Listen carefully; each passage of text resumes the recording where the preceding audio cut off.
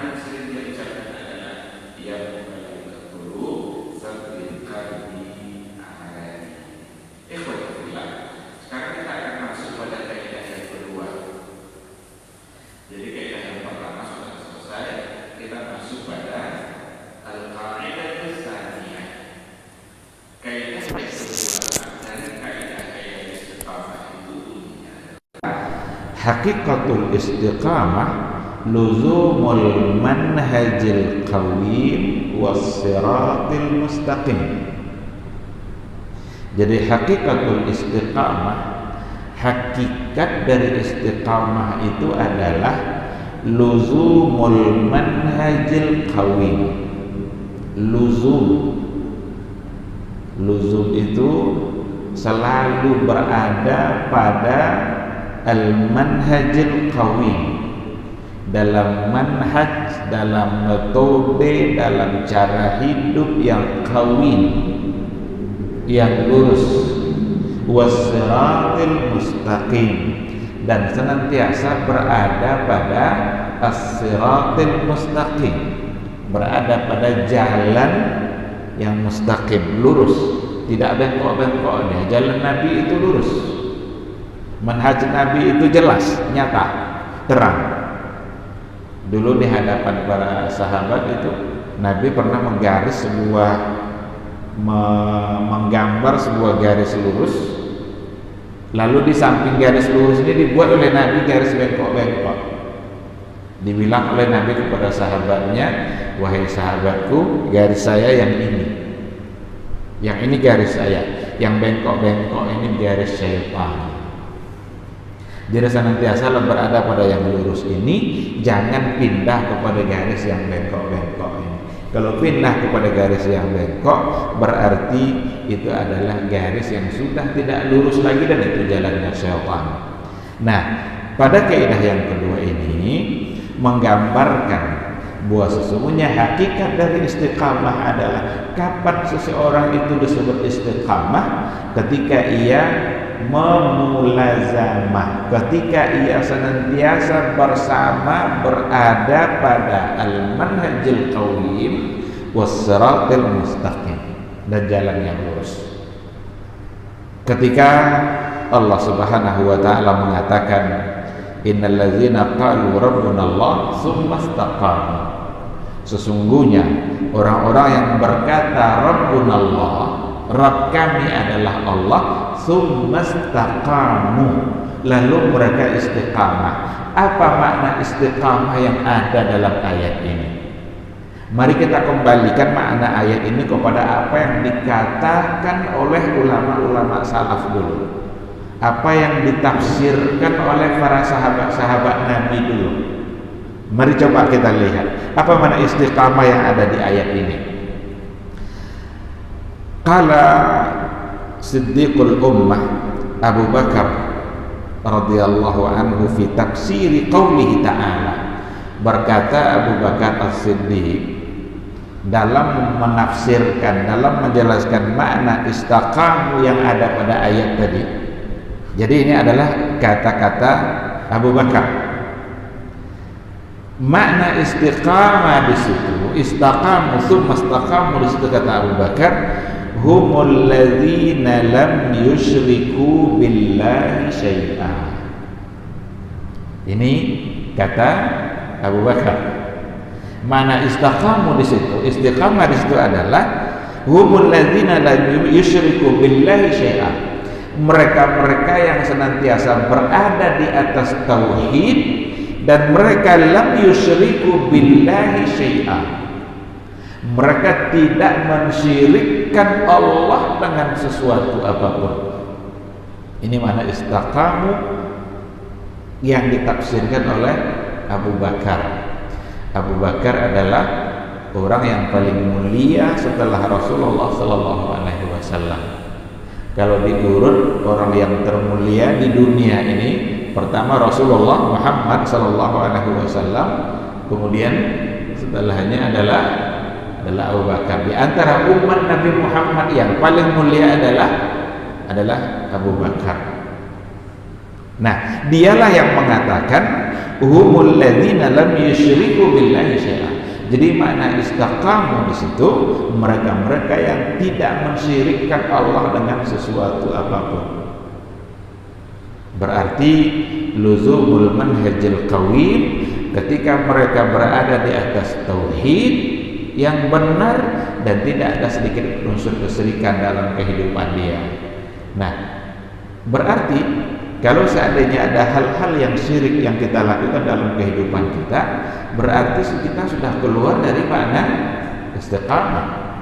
Kita sudah tidak bisa disebut lagi orang yang istiqamah, konsisten berada di dalam syariat Islam.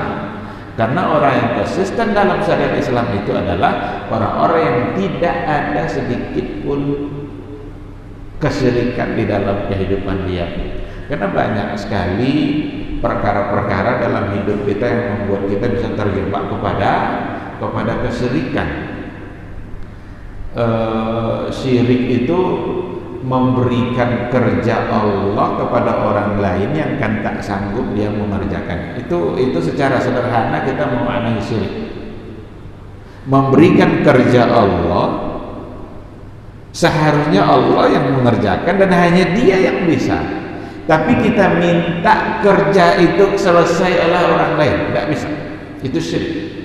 Apa contohnya? Yang memberikan kita rezeki siapa? Allah. Tidak ada satupun orang di antara kita yang bisa memberikan rezeki dalam artian yang sesungguhnya. Ketika ada orang lain yang memberikan kita uang, itu hanya karena Allah yang mentakdirkan agar orang itu memberi ke kita. Maka kalau seandainya kita bersyukur kepada orang tersebut, kita sesungguhnya sedang bersyukur kepada Allah yang telah memudahkan orang itu untuk memberi kita. Karena kalau Allah tidak menghendaki, orang itu tidak akan beri kita. Kita kalau seandainya ada kesulitan yang kita hadapi dalam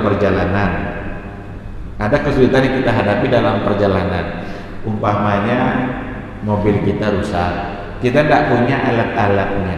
Tiba-tiba ada orang yang mungkin kita tidak kenal dia, mungkin juga kenal, mampir dia. Ada apa Pak? Oh ini rusak, saya tidak punya kuncinya. Oh alhamdulillah saya punya kuncinya. Ditolongnya kita. Yang kita ucapkan apa?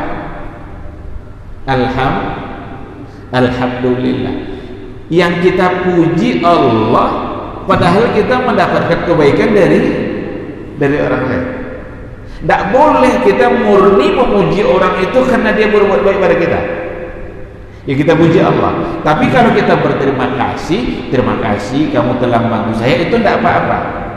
Tapi sesungguhnya yang kita syukuri itu adalah Allah yang telah menjadikan orang itu sebagai wasilah di dalam kesulitan kita. Karena kalau Allah tidak menghendaki, orang tadi itu tidak akan mampir dia. Orang tadi itu tidak akan berhenti dia. Berapa banyak orang lewat-lewat aja dia kan, tiba-tiba yang satu ini mampir. Atau mungkin di tengah-tengah kesulitan kita tidak mengenali siapapun di situ. Tiba-tiba muncul satu orang yang pernah kita kenal dan dia masih ingat sama kita. Mungkin kita dicopet lalu hilang duit kita tidak punya apa-apa. Tiba-tiba muncul satu orang yang pernah mengenali kita dan kita kenal juga dengan dia. Lewat dia kita terbantu. Maka yang kita ucapkan tetap adalah alhamdulillah. Tidak boleh kita berikan pujian itu kepada selain Allah. Maka alhamdulillah itu segala puji hanyalah untuk Allah. Walaupun yang berbuat tadi orang kepada kita, tapi Allah lah yang telah memudahkan mereka untuk berbuat baik kepada kita. Nah oleh karena itu yang mengabulkan doa, yang memberi rezeki, yang memberikan keselamatan hanyalah Allah. Sekarang kita minta keselamatan itu kepada selain Allah, syirik. Kalau mau selamat, bawalah alat ini kemana-mana, letakkan di pinggang. Berarti kita minta keselamatan kepada jimat. Kalau mau laris dagangan kita nih, gantunglah alat ini barangnya atau gambar ini. Ada kadang foto bisa dijadikan jimat sebagai jimat pelaris. Yang katanya kalau foto itu tidak ditampilkan di situ, dagangannya tidak akan laris. Ini kalau dia meyakini seperti itu, maka dia telah berbuat sesuatu yang namanya syirik. Kenapa demikian? Dia memberikan kerja Allah kepada orang lain yang dia tak akan pernah mampu untuk melakukannya. Ada juga kalau syirik dalam ibadah, dan itu masuk dalam kategori asyirkul khafi, syirik yang tersembunyi. Ketika kita memberikan niat kita dalam ibadah tidak lagi semata-mata hanya karena Allah Subhanahu wa ta'ala. Umpamanya kita berbuat karena dia, kita ini ikut berkorban agar disebut-sebut terus bahwa setiap tahun kita berkorban. Hebat Bapak itu ya, setiap tahun berkorban, ingin pujian itu. Berarti kalau ingin pujian, dia telah memberikan niatnya dalam beribadah tidak lagi kepada Allah Subhanahu wa ta'ala, maka dia adalah syirik. Kalau itu dilakukan, berarti dia tidak istiqamah. Tidak lagi istiqamah ala manhaj qawim, manhaj yang lurus, siratal mustaqim. Karena kata Abu Bakar, yang istiqamah di sini allazina lam yusyriku billahi syai'a. Mereka-mereka yang tidak berbuat syirik kepada Allah, dengan tidak mensyirikkan Allah dengan sesuatu apapun. Ini sesungguhnya adalah persoalan akidah, persoalan iman yang menjadi pondasi di dalam beragama. Maka kita harus waspada betul dalam kehidupan kita. Jangan gampang terbuai oleh sesuatu yang sepertinya menarik untuk dilakukan, ternyata di situ ada kesyirikan yang mungkin disadari, mungkin juga tidak. Meminta kepada selain Allah, meminta kepada kuburan, datang kita ke kuburan untuk berziarah, boleh tak berziarah? Boleh. Ziarah itu sunnah Nabi. Nabi orang yang paling sering berziarah. Bahkan kita ini tidak sanggup mengerjakan sunnah ziarah seperti yang dikerjakan oleh Nabi. Apa contohnya? Nabi sering ziarah kubur malam-malam. Sekarang saya tanya, siapa yang suka ziarah kubur malam-malam? Sedangkan siang dia lewat kuburan sendiri. Kadang ada waham-waham pikiran-pikiran lain yang juga sebetulnya tidak boleh ada, tapi kadang-kadang muncul dia. Nabi malam-malam ziarah ke kubur. Nabi itu suatu ketika Aisyah terbangun, dia tengok dipegang-pegang ini, kok tidak ada Nabi ini. Biasa kalau disentuh ada Nabi. Tiba-tiba datang Nabi, dan Nabi baru saja dari Baqi'.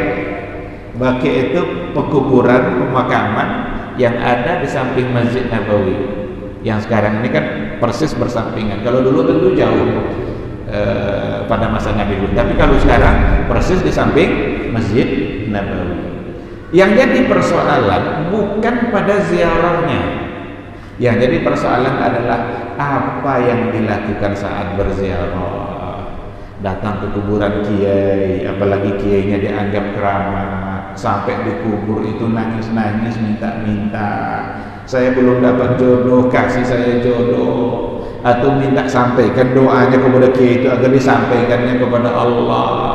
Syirik. Kenapa demikian? Dia melakukan sesuatu yang tak pernah diajarkan oleh Rasulullah, bahkan melakukan sesuatu yang dilarang oleh Rasulullah Sallallahu Alaihi Wasallam. Karena meminta itu bukan kepada yang ada di dalam kubur. Kalau datang kita ke kubur itu, tugas kita bukan meminta kepada yang dalam kubur, tapi mendoakan dia yang ada dalam kubur agar diampuni oleh Allah Subhanahu wa ta'ala. Doakan dia, Allahumma ighfir lahu warhamhu, Allahumma ighfir lahu warhamhu. Siapapun orangnya, meskipun kiai besar. Apa kiai besar tidak ada dosanya? Apa kiai besar tidak perlu dia kita doakan? Perlu dia kita doakan, karena dia juga membutuhkan doa-doa dari kita. Maka jangan salah tujuan. Kadang-kadang sebagian orang kalau kita bahas persoalan ini, dikiranya kita melarang ziarah kubur. Bukan. Ziarah kubur itu sunnah Nabi, kebiasaan Nabi. Yang dilarang itu adalah apa yang kita lakukan di kubur itu kalau salah mesti diingatkan dan mesti untuk dilarang.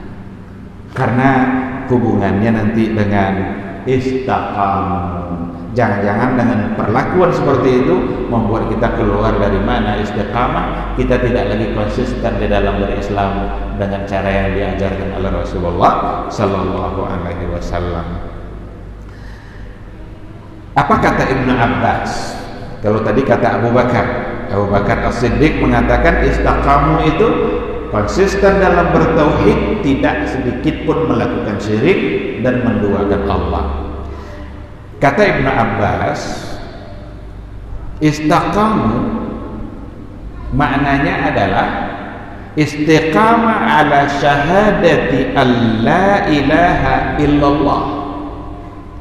Buat istiqamah itu maksudnya adalah istiqamah konsisten di dalam bersaksi bahwa la ilaha illallah. Tidak ada ilah. Ilah di situ ada banyak makna. Ada makna ilah itu ma'bud, dia yang disembah. Ada makna ilah itu muta, dia yang ditaati. Berarti la ilaha illallah, tidak ada yang disembah, yang pantas untuk disembah selain daripada Allah. Tidak ada yang pantas ditaati selain daripada Allah.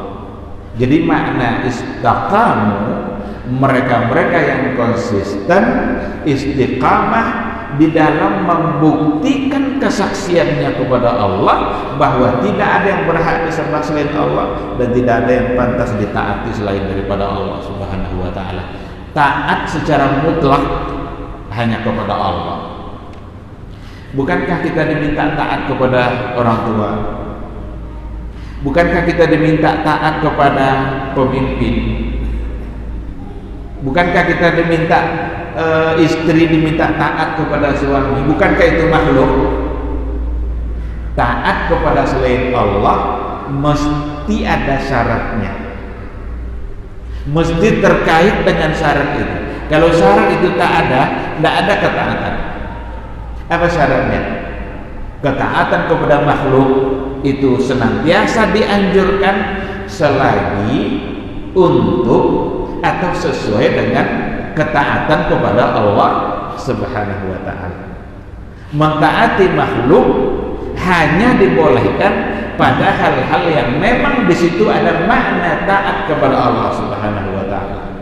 Tapi kalau sudah untuk berbuat maksiat, la ta'ata li makhluqin fi ma'siyatil khaliq. Itu hadis Rasul. La ta'ata li makhluk. Tidak ada satu jenis makhluk pun yang pantas ditaati fi ma'siyatil khaliq kalau seandainya dalam bentuk kemaksiatan kepada al-khaliq. Jadi ketika dikatakan asyhadu alla ilaha illallah, persaksian ini maknanya adalah kita bersaksi tidak ada yang pantas kita taati kecuali Allah. Orang-orang istiqamah, kata Ibnu Abbas, adalah orang-orang yang senantiasa memberikan ketaatannya kepada Allah Subhanahu wa taala. Seorang istri tidak wajib taat pada suaminya kalau untuk bermaksiat kepada Allah. Kalau untuk maksiat kepada Allah, suaminya ngajak untuk melakukan sesuatu dan sesuatu itu dilarang oleh Allah Subhanahu wa taala. Umpamanya dalam bermuamalah, kata suaminya, "Dek, ayolah kita lakukan ini, kita jual aja lah barang nih." Padahal itu sesuatu yang haram. Atau kita lakukan transaksi ini agar kita cepat kaya umpamanya, agar banyak untungnya, maka kita lakukan ini dan itu macam-macam. La ta'ata li makhluqin fi ma'siyatil khaliq. Sama dulu seperti kisah, kan ada perempuan waktu Umar bin Khattab berdialog patroli, dia mendengar ada suara seorang perempuan dengan ibunya. Dan ibu itu kerjanya adalah penjual susu. Apa kata ibu kepada si putri? Hai anakku, kita campur sajalah susu ini dengan air agar jumlah susu kita menjadi banyak dan nanti untungnya menjadi banyak juga. Kata putrinya, jangan ibu, tidak boleh itu. Ini anak sedang menunjukkan istiqamahnya. Jangan itu, kata anak. Kata ibunya, kan Umar tidak nampak. Jadi ibunya rupanya baru mau taat ketika dilihat oleh Umar. Ketika Umar tidak ada, jadi kata ibunya, tidak apa-apa, Umar kan nggak melihat. Umar dengar dari luar nih. Kata sang putri, wahai ibu, meskipun Umar tidak melihat kita, tapi Rabbnya Umar melihat kita. Anak yang tadi ini sedang menunjukkan istiqamahnya di dalam kehidupan, sedang membuktikan makna asyhadu an la ilaha illallah, tidak ada yang pantas ditaati kecuali Allah. Anak terhadap ibu pun tidak pantas ditaati kalau seandainya tujuannya untuk maksiat kepada Allah Subhanahu wa ta'ala. Berapa banyak orang hari ini agar dagangannya inilah bertahan lama. Ini kalau tak dikasih formalinnya cepat rusaknya. Nah, dikasihlah dia macam-macam itu. Dikasih dikasih pewarna yang bukan untuk makanan, kadang dikasih formalin agar padahal itu merusak. Berarti melakukan sesuatu yang bisa merusak dia sendiri, mungkin tidak mau memakannya karena itu hanya untuk dijual sama dia. Kalau dia sadar melakukan itu, sadar dia salah lalu dilakukannya, berarti dia tidak istiqamah. Kenapa? Karena dia telah melakukan sesuatu yang ternyata dia itu hanya sekedar mengejar untung saja, padahal untung itu yang memberikan juga adalah Allah Subhanahu wa ta'ala. Maka kata Ibn Abbas ini penting untuk dipahami bersama, bahwa dia mengatakan istiqamah ala syahadati alla ilaha illallah. Dari Ibn Abbas juga memberikan makna yang lain untuk istiqamu.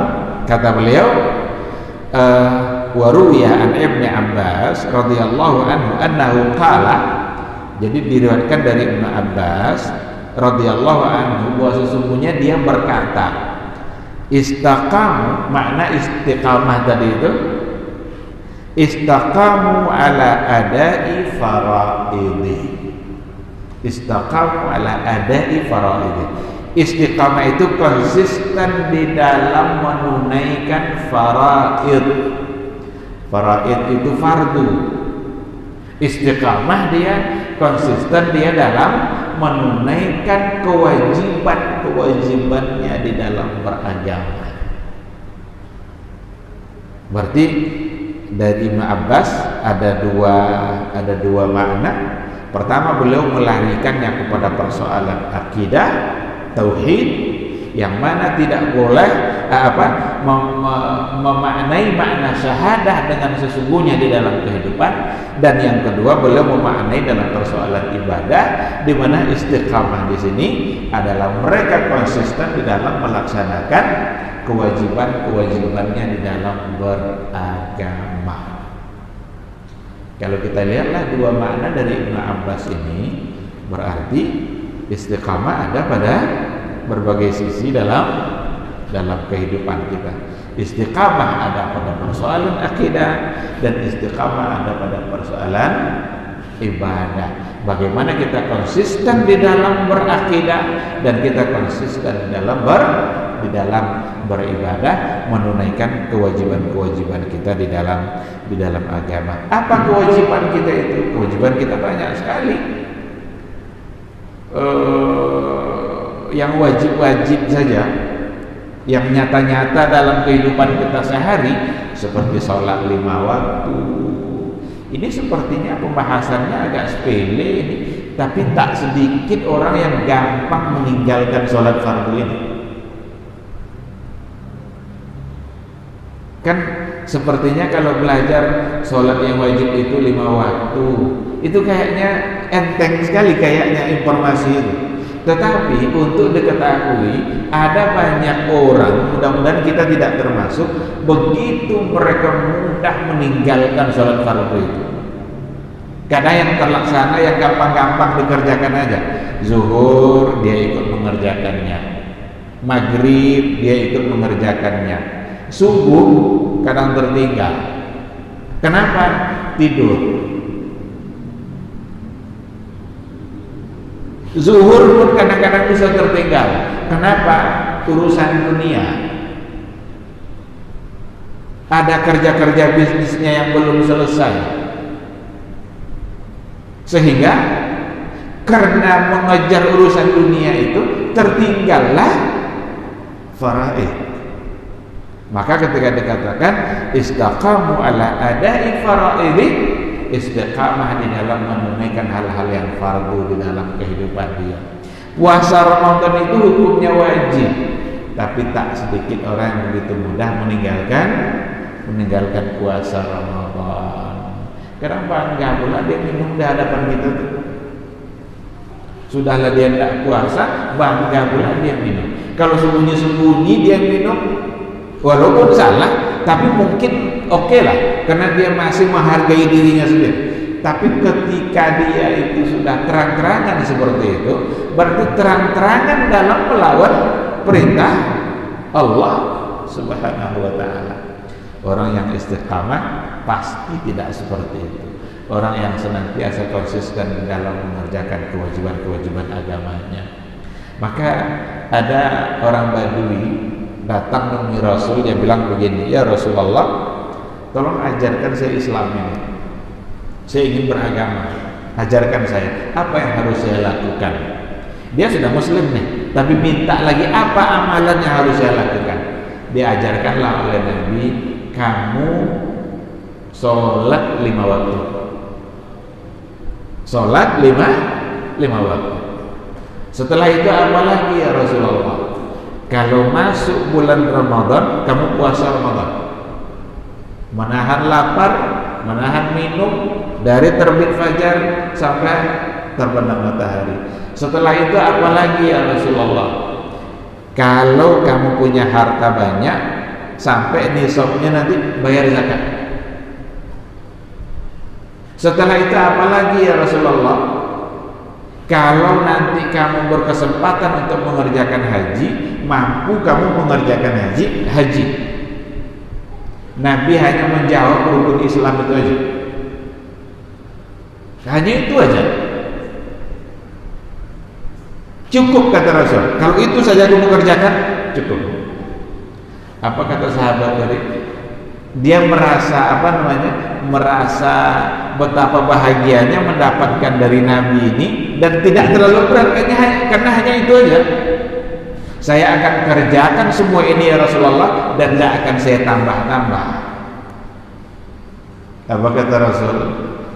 Qad aflaha in sadaq. Dia sukses, dia beruntung in sadaq, kalau dia benar dalam ungkapannya. Jadi kalau benarlah ungkapan orang Badui tadi, maksudnya akan saya kerjakan terus menerus, tidak akan saya tinggalkan sedikit dan tidak akan saya tambah. Dia beruntung. Kalau beruntung dalam bahasa Nabi itu surga artinya. Jadi kalau Nabi bilang dia beruntung, berarti itu surga. Kena hubungannya dengan ibadah. Ini sadaq, jika dia benar, jika dia konsisten, jika dia benar-benar mengerjakan semuanya. Maka kalaulah kita kerjakan yang wajib-wajib ini saja, ini sudah modal untuk sukses di akhirat. Tapi jangan pula dijadikan alasan riwayat ini nanti untuk tidak mengerjakan yang sunnah. Karena orang Baduy sudah beruntung dengan yang 4 ini. Saya tidak akan kerjakan yang sunnah. Jangan jadikan ini sebagai dalil itu.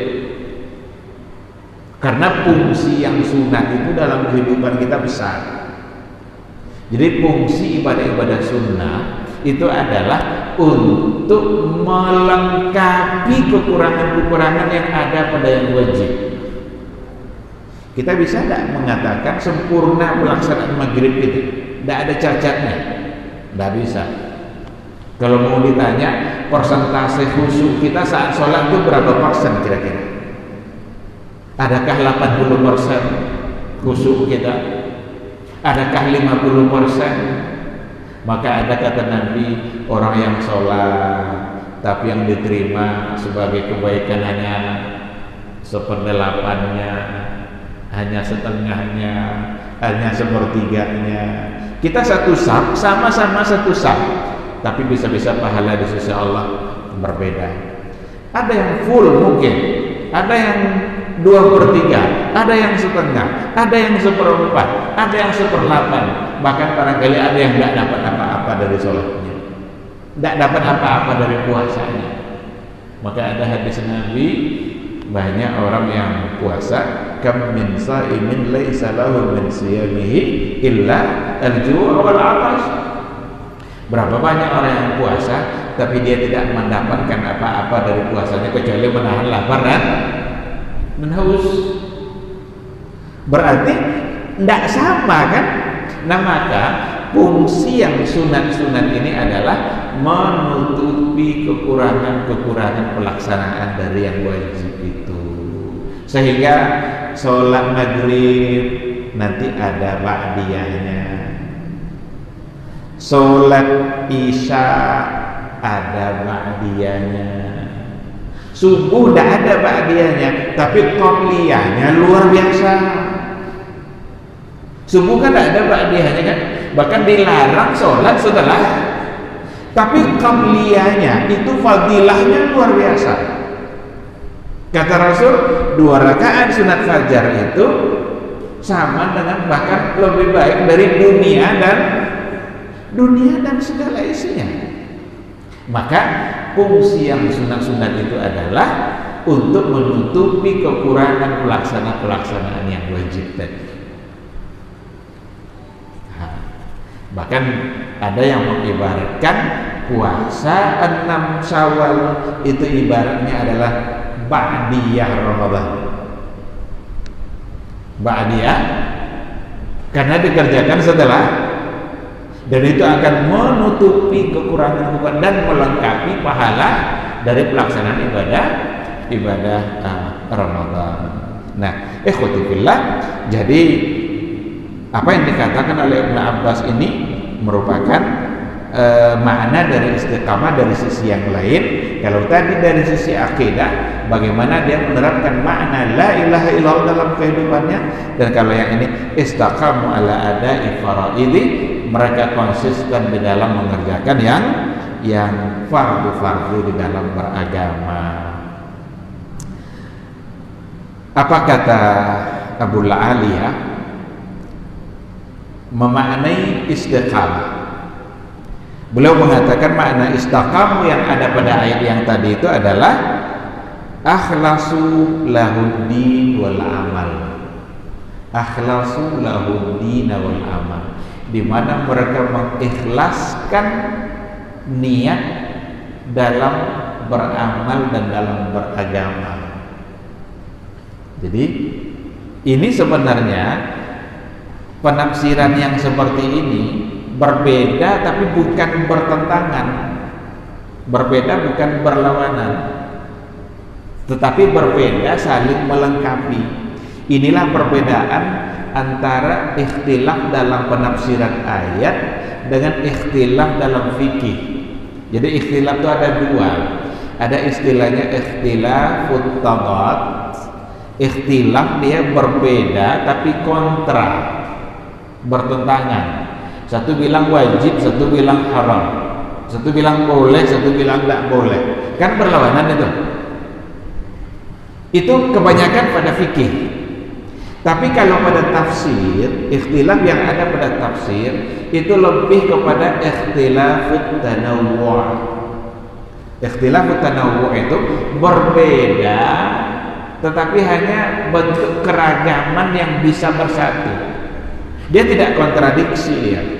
Maka kalau kita lihat yang tadi itu Abu Bakar As-Siddiq malam yusyriku billah, istiqamah adalah orang yang tidak syirik kepada Allah.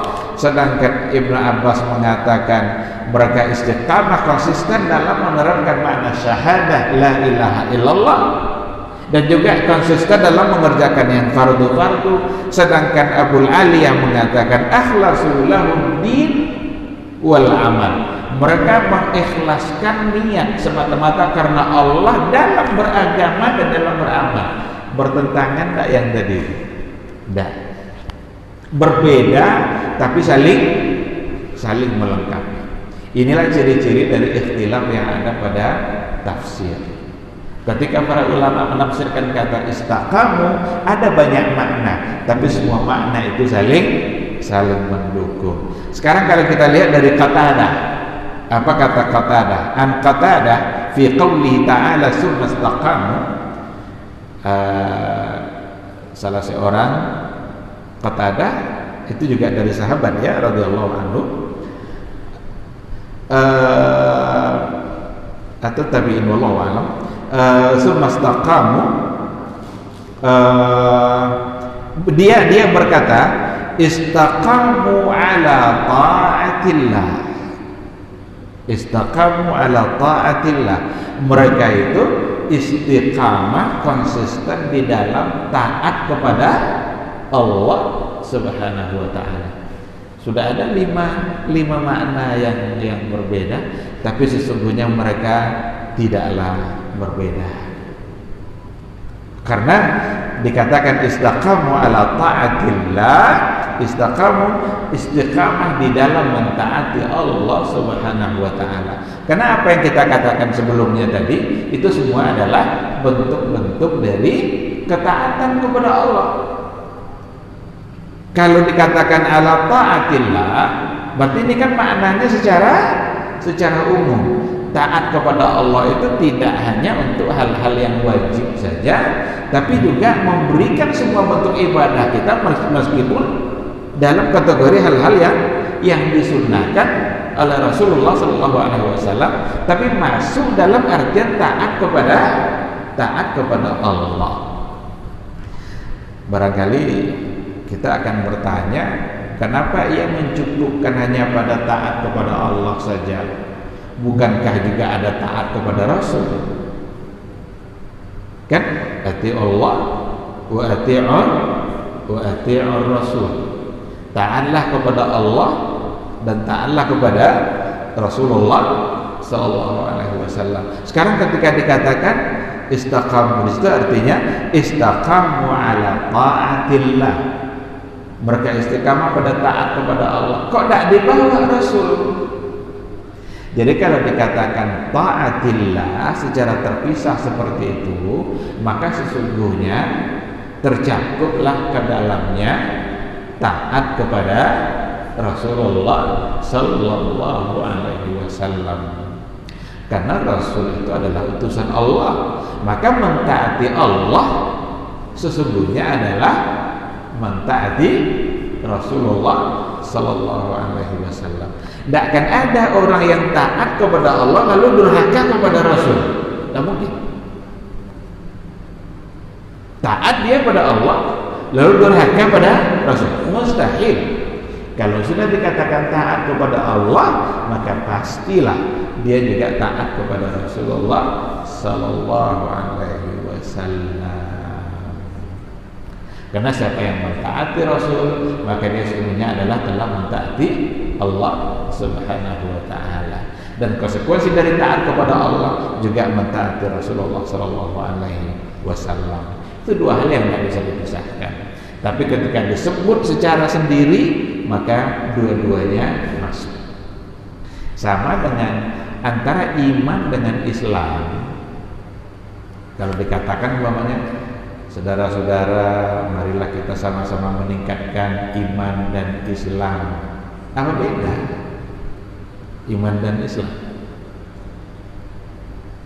Tapi ketika dipanggil, ya ayyuhallazina amanu, hai orang-orang beriman, tidak ada Islam di situ. Atau wala tamutunna illa wa antum muslimun, kok dak wa antum mu'minun? Jadi kalau seandainya disebutkan secara tersendiri, maka sesungguhnya dia masuk keduanya. Tapi kalau disebutkan dua-duanya, berarti dia memiliki makna yang berbeda. Maka iman dan Islam itu kalau disebutkan keduanya secara bersamaan, berarti itu dalam artian khusus masing-masing. Islam punya pengertian, iman punya pengertian. Tapi kalau disebutkan masing-masing secara tersendiri, satu aja disebut, berarti mencakup keduanya. Ketika dikatakan wala tamutunna illa wa antum muslimun, maka sesungguhnya di situ masuklah makna iman, Islam dan iman menyatu di situ. Baik, karena waktu Isya sudah masuk, kita akan jawab dulu suara azan.